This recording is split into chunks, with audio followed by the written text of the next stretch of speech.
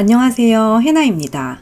여러분, 북리뷰나 독후감을 잘 쓰고 싶은데, 독서 모임에 참여하고 싶은데, 내가 읽은 책을 어떻게 정리해야 할지 막막하신가요? 오늘 내용은 저의 퍼스널 브랜딩과 글쓰기 교육 강의를 수강하는 수강생이 글을 잘 쓰고 싶은데 막막하다고 교육을 요청했던 내용입니다. 내가 읽은 책을 잘 정리해서 설명할 수 있다면 독서의 경험은 더 풍성해집니다. 그리고 책을 한 권 읽고 넘어가는 것과 정리해서 리뷰로 만드는 것은 한 권의 책을 흡수하는 데 큰 차이가 있어요. 독서 리뷰를 성실하게 쓰는 시간이 1년, 2년, 5년, 20년이 쌓이면 어떤 일이 일어날까요? 제가 한번 해봤는데요. 3가지는 확실하게 좋아졌습니다. 첫째, 무엇보다 큰 효과는 단어 부자가 된다는 거예요. 책을 읽고 내용을 정리하는 동안 읽으면서 내 속에 쌓인 단어, 정리하면서 쌓인 단어가 정말 풍성해집니다. 둘째, 내가 의미 있게 생각하는 것과 내가 느끼는 감정에 대해 다양한 표현력을 기르게 됩니다. 셋째, 핵심을 잘 정리하는 훈련이 됩니다. 오늘은 북리뷰, 독후감 잘 쓰는 법, 그리고 독서 모임 준비하는 법을 이야기하려고 합니다. 우선은 좋은 리뷰를 쓰기 위해서는 좋은 바탕을 만들어야 합니다. 그러기 위해서는 지금 내가 쓰는 글의 목적을 잘 이해하고 방향을 잡아야 합니다. 독후감을 쓸 때 가장 먼저 나에게 암시해야 할 말이 있습니다. 한 편의 리뷰는 프레젠테이션과 같다고 생각하세요. 다시 한번 강조하겠습니다. 한 편의 리뷰는 프레젠테이션과 같다고 생각하세요. 제출해야 할 독후감이나 나의 채널에 북리뷰를 쓴다는 건 나만 정리해서 읽는 게 아니라 독자를 염두에 둔 글을 쓰는 거예요. 독자에게 잘 설명을 해서 내가 전달하고자 하는 내용을 그림을 그려준다는 생각으로 리뷰를 준비합니다.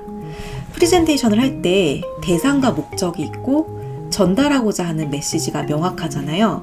그리고 스토리텔링을 잘 가미할수록 프레젠테이션의 전달력은 풍성해지죠. 대상, 목적, 메시지, 스토리텔링 이 4가지를 계속 염두에 두며 리뷰를 쓰는 겁니다. 리뷰를 통해 말하고자 하는 목적지를 정확히 알고 가야 합니다. 내가 이 책을 소개하면서 가장 강조하고 싶은 부분이 목적이 되겠죠. 그 목적을 생각하면서 글을 쓸 때 구성과 배치, 삽입하는 예시는 목적지를 선명하게 하기 위한 장치가 되어야 해요. 독자의 머릿속에서 그 흐름이 선명하게 그려질 때 독자는 콘텐츠에 대한 만족감이 더욱 커집니다.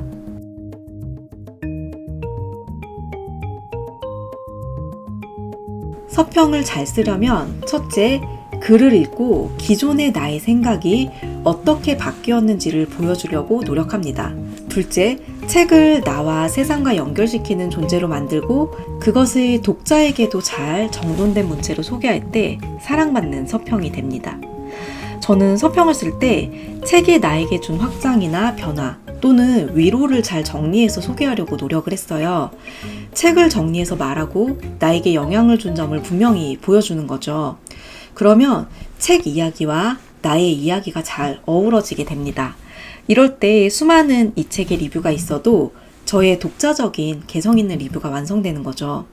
어떻게 하면 구체적으로 쓸 수 있는지 적용하는 방법을 지금부터 얘기하려고 합니다. 다른 사람에게 책을 소개하는 북리뷰를 쓸 때 저는 5가지 요소로 구성하려고 노력합니다. 출판사와 저자 정보, 고전문학의 경우는 저자의 배경과 시대적 배경들, 책 전체에 대한 간략 궤관, 내가 생각하는 이 책의 핵심 포인트, 나의 인사이트. 이 정도만 담겨도 꽤 완성도 높은 리뷰를 쓸 수 있습니다. 그리고 나만의 고유한 리뷰로 풍성하게 하는 장치들을 4가지로 정리해 봤습니다. 스토리텔링, 나의 감상, 책의 핵심 메시지, 이 리뷰를 읽는 독자에게 던지는 질문. 이런 부분이 짜임새 있게 들어가 있을 때 리뷰를 읽는 독자들은 책을 아직 안 읽었지만 그 책과 가까워진 것 같은 풍성한 경험을 할 수 있어요. 그러면 실제로 리뷰나 독후감 쓰기를 할 때 어떤 구성을 잡는 게 좋을까요? 저는 6가지로 정리해 보았습니다. 하나, 책을 소개하기 위해 필요한 핵심 단어들을 키워드로 수집합니다. 글쓰기나 요약이 훈련이 안 돼서 혼자서 책의 전반적인 내용을 개관하기가 어려우시다면 온라인 서점과 출판사 홈페이지를 찾아서 출판사가 제공한 소개문을 읽어보세요. 이걸 그대로 베껴오시면 절대 안 되고요. 그러면 표절이 되니까 읽으면서 책과 관련한 내가 적용하고 싶은 핵심 단어들을 수집하는 거예요.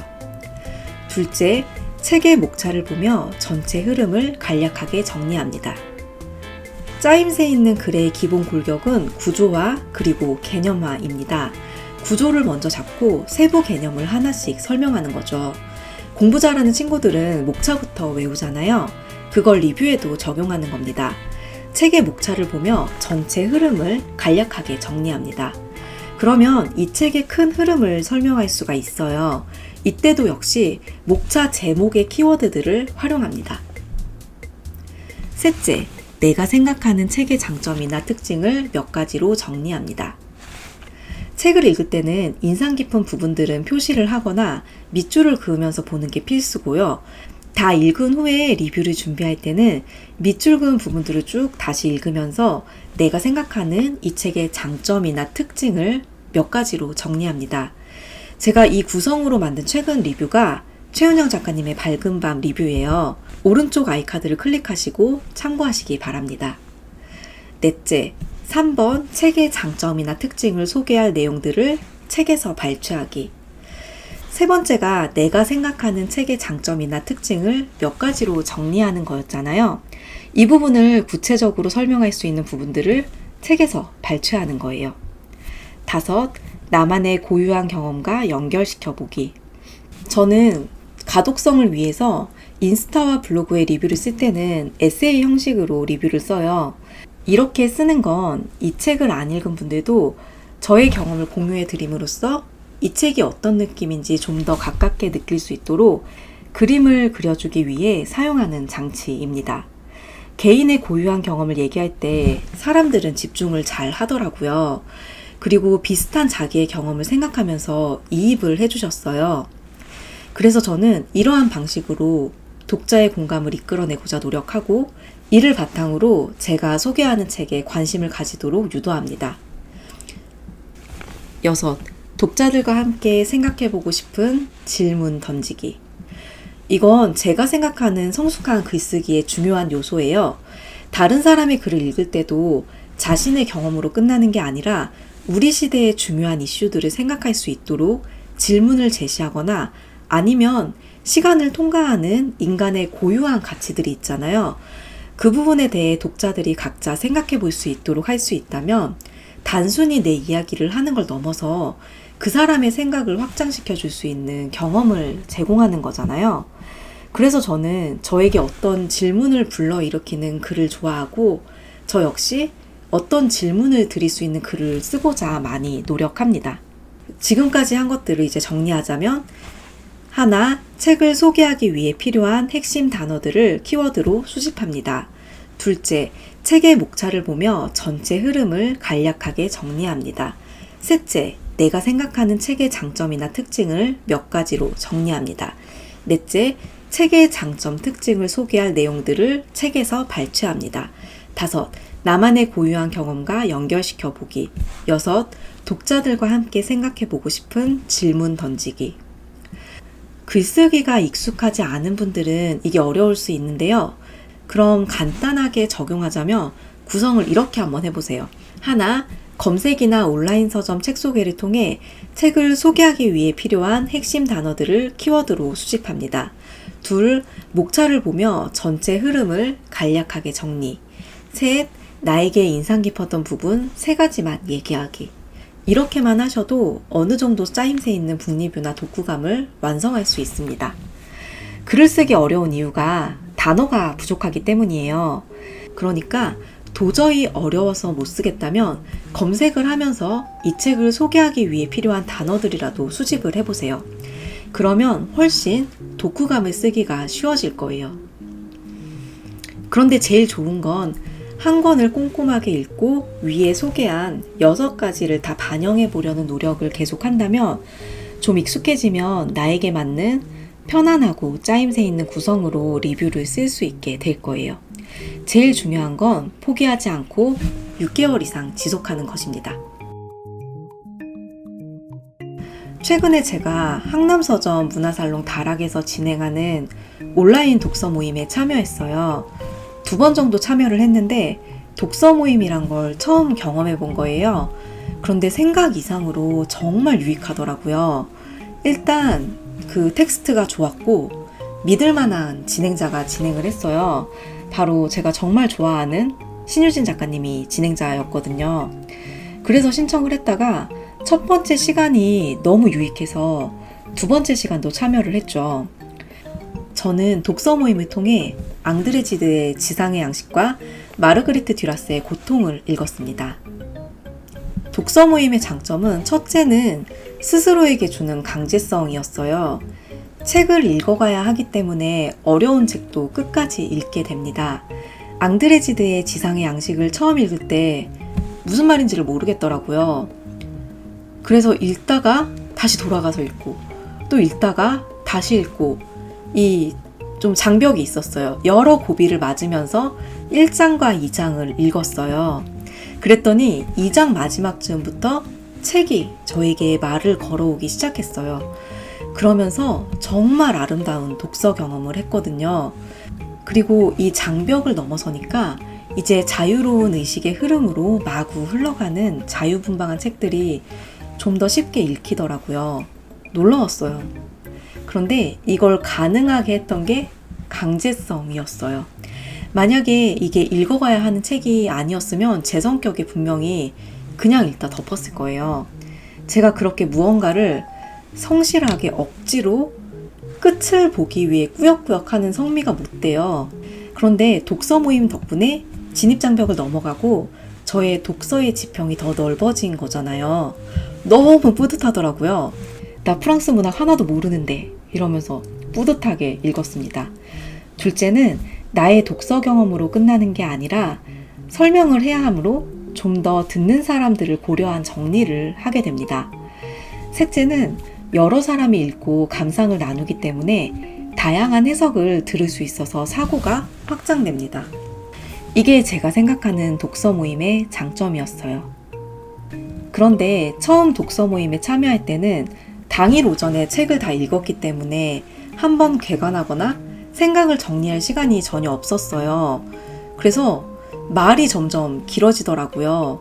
말하면서 생각을 정리하니까. 근데 말하면서도 이게 약간 현타가 왔어요. 이 무슨 민폐인가? 이 사람들은 무슨 죄인가? 그래서 2번째 갈 때는 미리 읽고 한번 정리를 했어요. 그런데 이렇게 해보니까 훨씬 모임에 참여하기가 편하더라고요.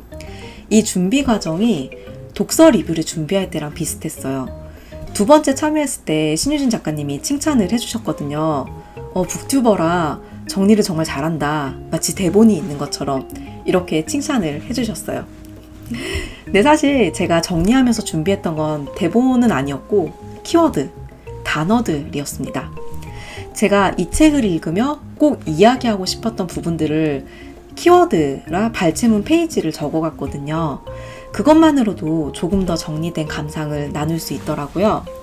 여러분도 독서 모임을 준비하실 때는 이 키워드를 적어가시기 바랍니다. 조금 더 구체적으로 독서 모임을 준비하는 방법을 6가지로 한번 정리해 볼게요. 하나, 책의 정보를 찾아본다. 작가의 배경, 그 시대의 상황, 작가에게 영향을 미친 일들을 검색해 봅니다. 근데 이거는 제가 그림을 좋아하기 때문에 시작된 디깅이었는데요. 배경을 알고 음악을 듣거나 그 사람들이 쓴 책을 읽으면 좀 더 선명하게 의도와 의미가 파악이 되더라고요. 훨씬 더 풍성하게 글을 읽는 재료가 됩니다. 2, 인상 깊은 부분을 표시하며 책을 끝까지 읽는다. 너무 당연하죠. 독서 모임을 하려면 책을 읽어가야 되니까. 3, 목차를 보며 책의 전체 흐름을 간략하게 개관한다. 이렇게 개관을 할 때도 목차의 중심 단어들을 키워드로 활용하시면 더 짜임새 있는 요약을 할 수 있습니다. 4, 밑줄 그은 부분들을 다시 읽으며 나에게 인상 깊었던 부분들을 정리한다. 정리할 때 책 속에서 작가가 사용한 단어들을 사용해서 글을 쓰며 정리한다. 저는 줌으로 1대1 강의를 하는데 제 수강생도 수업을 시작할 때 30분씩 저랑 이걸 하고 수업에 들어가요. 읽고 있는 책의 문장을 발췌해 오라고 해서 그 부분을 저에게 설명하게 시킵니다. 책 속의 단어들을 활용해서요. 그리고 이 발췌 부분을 요약하는 제목을 지어보게 해요. 이게 3꼭지 정도 매번 가지고 와서 매 수업마다 3꼭지씩 요약하고 설명하고 제목을 짓는 거죠. 더 구체적으로? 그러니까 어떤 부분이 좋았다고요? 이걸 어떻게 한마디로 정리할 수 있겠어요? 하면서요. 이게 익숙하지 않은 분들은 너무 힘들어 하는데 계속 훈련할 때 진짜 도움이 많이 돼요. 밑줄 그은 부분들을 다시 읽으며 나에게 인상 깊었던 부분들을 정리합니다. 5. 내가 생각하는 책의 핵심을 3-4가지 정도로 정리해 본다. 이 책을 읽으며 꼭 이야기하고 싶었던 부분들을 수집합니다. 6. 모임에 참석한 사람들과 함께 생각해 보고 싶었던 질문을 만들어 본다. 이 과정이 북리뷰와 비슷하죠? 이런 식으로 책을 먼저 읽고 목차를 보며 개관을 하고 인상 깊게 읽었던 부분들을 다시 읽으며 단어를 사용하여 핵심을 정리하고 나에게 의미 있게 다가온 부분들을 이야기하는 겁니다. 이야기할 때 꼭 사용할 키워드만 간략하게 적어도 좀 더 짜임새 있는 감상을 이야기하실 수 있을 거예요. 제일 중요한 건 머릿속으로만 생각하지 말고 직접 손을 사용해서 써보는 거예요. 정리할 때 노트에 손으로 쓰는 게 제일 잘 되거든요. 독서 모임을 하면서 너무 유익해서 제 수업에도 이걸 반영했어요. 제가 하는 수업은 퍼스널 브랜딩 수업인데 원래 처음 수업 시작할 때 취지가 한 주는 퍼스널 브랜딩에 대해 배우고 한 주는 북리뷰 쓰는 법을 배우고 과제를 하고 검수를 받는 시스템이거든요. 그런데 이제 저와 함께 지정된 책을 읽고 서로의 생각을 나누면서 매주 한 편의 리뷰를 만들어냅니다. 역시 독서 모임의 가장 큰 강점은 강제성이라 제 수강생도 매주 리뷰가 한 편씩 나오고 있어요. 그리고 내가 읽는 책이 나의 이력이 된다고 했잖아요. 좋은 책을 선정해서 리뷰를 같이 만들어갈 수 있어서 굉장히 도움이 되더라고요. 여러분도 독서 모임을 하실 수 있는 기회가 있다면 꼭 참여하시는 걸 추천합니다. 저는 신유진 작가님이랑 하는 거 너무 재미있어서 작가님이 또 온라인으로 하시게 되면 계속 참석을 하려고요. 여러분, 제가 도입부에서 했던 이야기 생각나시나요?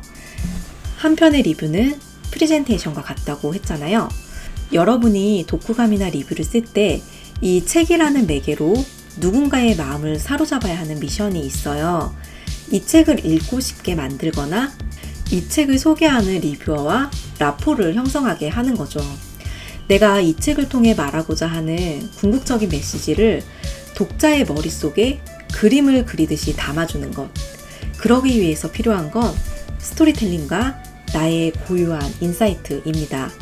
여러분이 꾸준히 리뷰를 작성해 가면서 노력한다면 자연스럽게 이런 재료들이 여러분의 역량이 되어 있을 거예요.